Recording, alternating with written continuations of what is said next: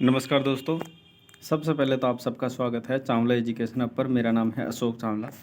और दोस्तों, आज हम जिस डायरी के बारे में चर्चा करने वाले हैं वो है ऑब्जर्वेशन डायरी, यानी निरीक्षण परिपत्र भी बोलते हैं, अवलोकन डायरी भी इसको कहते हैं, अन्य नामों से इसको जाना जाता है।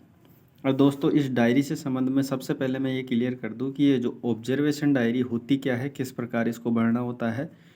तो देखिए, ज़्यादातर लोग कॉपी पेस्ट ही करते हैं, लेकिन इसके बारे में मैं आपको डिटेल से बताऊंगा, जिसके बाद आप इस डायरी के हर एक पेज को अपने स्तर पर भर सकते हैं। देखिए, निरीक्षण डायरी या फिर ऑब्जर्वेशन डायरी जिसे आप कहते हैं, इसमें क्या होता है कि आपके संबंध में जो आपके जो साथी होते हैं वो आपके सामने जो लेसन प्लान को बच्चों के सामने प्रस्तुत करते हैं, उस लेसन प्लान को आप किस नज़रिए से देखते हैं, उस लेसन प्लान का आप निरीक्षण करते हो और उसी की ही निरीक्षण की हुई बातों को अपने लेसन प्लान में यानी अपने इस निरीक्षण डायरी में भरते हैं। जैसे कि उसका अनुक्रमांक है, दिनांक है, किस दिनांक को उसने लेसन प्लान को पढ़ाया है, नाम क्या है, कक्षा किस कक्षा को में पढ़ाया है, विद्यालय का नाम है, विषय और पाठ का शीर्षक यानी किस विषय के अंतर्गत और किस पाठ को पढ़ाया गया है। ये जो मैंने निरीक्षण डायरी बनाई है, इसको आप हिंदी में भी यूज़ ले सकते हैं, विज्ञान में भी यूज़ ले सकते हैं, एसएसटी में भी यूज़ ले सकते हैं, अन्य जो हिंदी भाषी जितनी भी विषय हैं उनमें आप इसको प्रयोग में ले सकते हैं।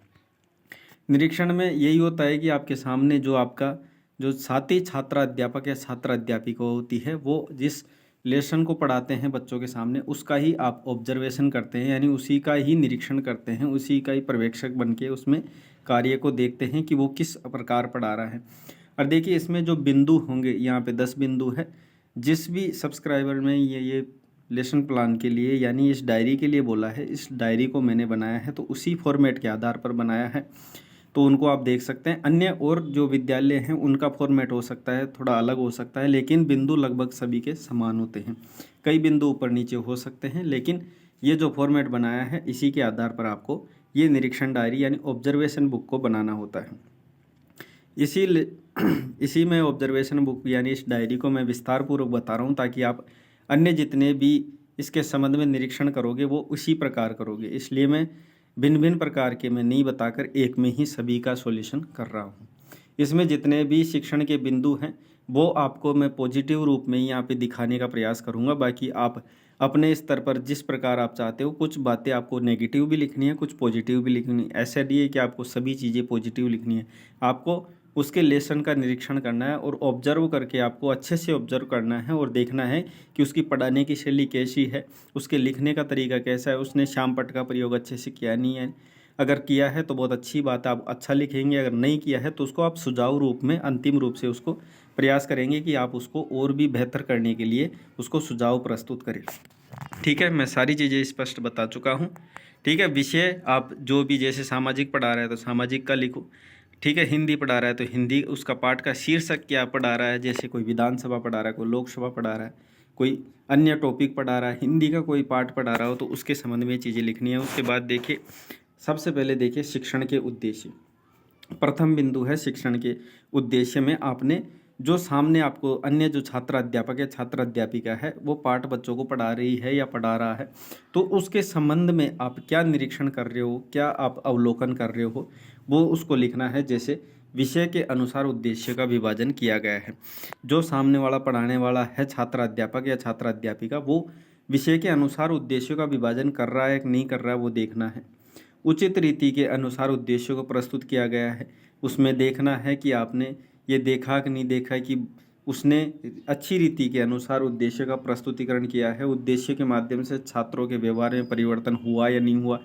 एक सामान्य उद्देश्य ही लिख दिया और बच्चों के परिवर्तन हुआ ही नहीं है तो आप ये भी चीज़ें देखोगे, है ना। तो यानी अन्य जो छात्र अध्यापक या छात्र अध्यापिका है उसको आप अच्छे से ऑब्जर्व करोगे। अब प्रस्तावना से संबंध क्या क्या है देखोगे कि प्रस्तावना में सभी प्रश्न पूर्व ज्ञान पर आधारित है या नहीं है, इसको आप देखोगे। कई बार होते हैं कि प्रस्तावना के प्रश्न तो कर देते हैं लेकिन वो पूर्व ज्ञान से जुड़े ही नहीं होते, बच्चों से अलग ही चीज़ें पूछ ली जाती प्रश्नों में, तो उन चीज़ों का आपको विशेष ध्यान रखना है। प्रस्तावना के माध्यम से शीर्षक भी निकल नहीं रहा है या निकल रहा है, ये चीज़ें भी देखनी है। कई बार ऐसे होता है कि प्रस्तावना के प्रश्न कर देते हैं 4 या 5, कई बार 3 भी कर देते हैं, और बाद में पता चलता है कि हमारा टॉपिक अलग है और प्रस्तावना में कुछ अलग ही टॉपिक निकल रहा है। तो उन चीज़ों को भी आपको देखना है। प्रस्तावना तथा उद्देश्य कथन से संबंध दिखाता है, ये भी देखना है कि उद्देश्य कथन जो हम करेंगे उससे संबंध भी दिख रहा है या नहीं दिख रहा। तीसरा बिंदु है पाठ्य वस्तु। तो पाठ्य की जो विषय वस्तु है वो किस प्रकार है, तो उसके बारे में देखना है कि उचित पाठ्य वस्तु का चयन किया गया है कि नहीं किया गया है, पाठ्य वस्तु छात्रों के स्तर के अनुसार है या नहीं है, पाठ्य वस्तु का विभाजन उचित रूप से किया गया है या नहीं किया गया, ये सभी चीज़ें आपको ऑब्जर्व करनी है। यानी कुल मिला के ऐसी बात है कि आपके सामने जो लेसन प्लान, जो भी छात्र अध्यापक या छात्र अध्यापिका आपके ही साथीगण होंगे जो आपको सामने बच्चों को पढ़ा रहे होंगे, और आप एक ऑब्जर्वेशन कर्ता के रूप में वहाँ पे खड़े रहेंगे और उसको ऑब्जर्व करेंगे कि इसके पढ़ाने का तरीका किस प्रकार है ना। तो आप अन्य का करेंगे और अन्य आपका ऑब्जर्वेशन करते हैं। इसी प्रकार की ये डायरी बनाई जाती है। श्याम पट का प्रयोग में देखोगे, चौथा बिंदु में श्याम पट का प्रयोग, जो सामने पढ़ाने वाला छात्र अध्यापक या छात्र अध्यापिका है, इनमें से इन बिंदुओं को अगर ठीक से प्रयोग करता है तो उनको इस प्रकार लिखें, नहीं करता है तो थोड़ा उसके सुझाव रूप में यहाँ पर लिखेंगे। ठीक है। पांचवा देखिए प्रश्नों का जो विस्तार है वो किस प्रकार किया है। तो देखिए प्रश्नों की रचना स्तर के अनुसार ही, कई बार ऐसे होते हैं कि लेसन को पढ़ाते समय प्रश्नों के स्तर को बहुत अच्छा रख देते हैं और बच्चों का स्तर काफ़ी कम होता है, तो उसको भी ध्यान में रखना चाहिए। प्रश्नों की शैली कैसी है, सरल है या नहीं, क्या पता बच्चों का प्रश्न कर तो रहे हैं लेकिन बच्चों को समझ ही नहीं आ रहे, तो वैसे प्रश्नों का ध्यान रखना है। सभी प्रश्न सृजनात्मक है कि नहीं, या सामान्य बिल्कुल ही सामान्य रख दिए हैं। उसके बाद देखिए अध्यापक का व्यक्तित्व भी देखना पड़ता है कि व्यक्तित्व किस प्रकार है, बच्चों को व्यक्तित्व से लगाव हो रहा है या नहीं हो रहा है, तो वो भी देखना है। तो यहाँ देखिए उचित स्वर का प्रयोग कर रहा है। कई बार ऐसे होते हैं कि पढ़ाते समय आप बोर्ड पर लिखते रहते हैं, बोलते कुछ नहीं है, तो आप इसको भी ऑब्जर्व करें कि जो छात्र अध्यापक या छात्र अध्यापिका है वो पढ़ाते समय बोर्ड में लिखते समय बोल भी रहा है कि नहीं बोल रहा, उचित स्वर का प्रयोग कर रहा है कि नहीं कर रहा, श्याम पट का प्रयोग कर रहा है कि नहीं, सरल भाषा का प्रयोग। कई बार ऐसे होते हैं कि जटिल शब्दों का प्रयोग करके भाषा को और भी ज़्यादा जटिल बना देता है, तो बिल्कुल बच्चों को समझ में नहीं आती, तो उसको भी ध्यान में रखना है। अगला बिंदु है छात्र की सहभागिता, कि जो विषय वस्तु पढ़ाई जा रही है छात्र अध्यापक या छात्र अध्यापिका के द्वारा, उसमें बच्चों का कितना संयोग है, सहभाव है, इसको भी देखना। तो रुचिपूर्वक सभी छात्र पढ़ रहे हैं कि नहीं पढ़ रहे, ये भी देखना है। तर्क शक्ति प्रश्नों के माध्यम से छात्रों में रुचि बढ़ाई जा रही है कि नहीं बढ़ाई जा रही, छात्रों में मौन वाचन के साथ ज्ञान भी अर्जन किया जा रहा है कि नहीं आ रहा है, या पता नहीं बच्चे सो ही रहे हैं। आठवां देखिए विषय वस्तु का विश्लेषण किस प्रकार किया गया है, जिसमें विषय वस्तु का चयन उचित ढंग से किया गया कि नहीं किया गया, विषय वस्तु छात्रों के स्तर के अनुसार थी या नहीं थी, विषय वस्तु का चयन छात्रों की रुचि के अनुसार किया गया नहीं। कई बार ऐसे होता है कि बच्चों की जिस विषय में रुचि नहीं है उस विषय को आप पूर्ण रूप से पढ़ा के चले गए, बच्चों को बिल्कुल समझ में नहीं आया। नवा बिंदु देखिए मूल्यांकन व गृह कार्य, तो छात्रों को मूल्य का आकलन उचित रूप से किया गया है कि नहीं, मतलब एक सीक्वेंस से, जैसे बच्चों को अवैध वाले प्रश्न दिए जाते हैं, अति लघुतरात्मक प्रश्न दिए जाते हैं, लघुतरात्मक प्रश्न दिए जाते हैं, वो सीक्वेंस था या नहीं था। गृह कार्य की पाठ के आधार पर मानकर किया गया या नहीं किया गया, छात्रों को दिया गया गृह कार्य छात्रों की तर्क शक्ति को बढ़ाएगा कि नहीं बढ़ाएगा, है ना, तो वो भी चीज़ें देखने हैं। यह हमारा चैनल है चावला एजुकेशन हब, जो कि है आपको हमेशा तत्पर रहता है आपकी सहायता के लिए। बाकी हमारे ये व्हाट्सअप नंबर ही है, यहाँ पे आप कॉल नहीं करिए, आप व्हाट्सअप ज़रूर कर दें, ताकि मैं उस मैसेज को देखकर आपके जल्दी से जल्दी रिप्लाई कर देता हूँ, तो यहाँ पर आप व्हाट्सअप कर सकते हैं। 10वां बिंदु देखिए विवरण का सुझाव देना, कि विवरण या सुझाव मतलब आप लेसन प्लान तो पूरा देख लिए कि आपका साथी जो छात्र अध्यापक या छात्र अध्यापिका है वो पाठ तो पढ़ा दिया, लेकिन उसने कहाँ कहाँ गलती की है, कहाँ उसको सुधरने की आवश्यकता है, या बहुत अच्छा पढ़ाया तो आप बढ़ाई भी करेंगे, अगर कहीं पे गलत पढ़ाया तो उसको सुझाव देंगे, है ना, उसमें कमी नहीं निकालेंगे, उसमें सुझाव देंगे कि आपको और ऐसा करना चाहिए था तो शायद ये और भी अच्छा होता। देखिए पढ़ाने की शैली बहुत अच्छी थी, अगर पढ़ा बहुत अच्छा रहा है तो आप अच्छी बातें लिखेंगे। दूसरा लिखो समय का भी पूरा ध्यान रखा गया, कि ऐसे नहीं कि पाठ योजना मान लो 30 मिनट की आप लगा रहे हैं 1 घंटा, तो वो भी गलत है, तो समय का भी तो अच्छी बातें है तो अच्छी बातें लिखिए। बच्चों को ध्यान में रखते हुए चित्र व चार्ट का प्रयोग, जैसे छोटी कक्षा के लिए बनाई गई पाठ योजना है तो इसमें आप सुझाव भी दे सकते हैं कि अगर आप चार्ट या चित्रों का प्रयोग करते हैं तो आप बच्चों को और भी अच्छे से समझा सकते हैं।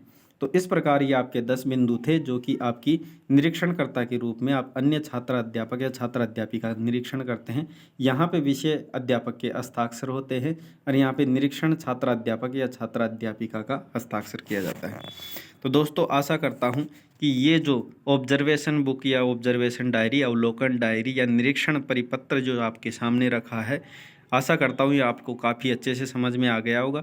और इसके जितने भी पेज आपको बनाने हैं वो आप उसके अनुसार ही बनाओगे, अन्य का निरीक्षण करके ही आप उसको लिखोगे। पूरी चीज़ें आपको देखनी है और पूरी चीज़ों को देखकर ही आपको यहाँ पे अंकित करना है। हो सकता है मैंने सभी बातें लगभग पॉजिटिव लिखी है, लेकिन आपको कहीं पे लगता है कि सामने वाला नेगेटिव भी कुछ चीज़ें पढ़ा रहा है तो उसको आप नेगेटिव आकलन करोगे, है ना। तो ये चीज़ें आपको अपने स्तर पर लिखनी है, इसलिए मैं एक डिटेल में ऑब्जर्वेशन डायरी बनाकर आपको दिखा दिया हूँ। बाकी आप अपने स्तर पर अपने अनुसार इसको अवलोकन करके बनाएंगे। आशा करता हूँ ये काफ़ी अच्छे से आपको समझ में आ गई होगी, लेकिन फिर भी कोई समस्या है तो आप मेरे को कमेंट माध्यम से पूछ सकते हैं या फिर हमारे व्हाट्सअप नंबर दिए हुए हैं, इन पर भी आप कमेंट करके पूछ सकते हैं। चलिए दोस्तों, आशा करता हूँ ये लेसन प्लान से संबंधित जितनी भी जानकारियाँ हैं ऑब्जर्वेशन बुक की वो समझ में आई होगी। बाकी मिलते हैं ऐसे ही नई वीडियो के साथ अगली बार। धन्यवाद।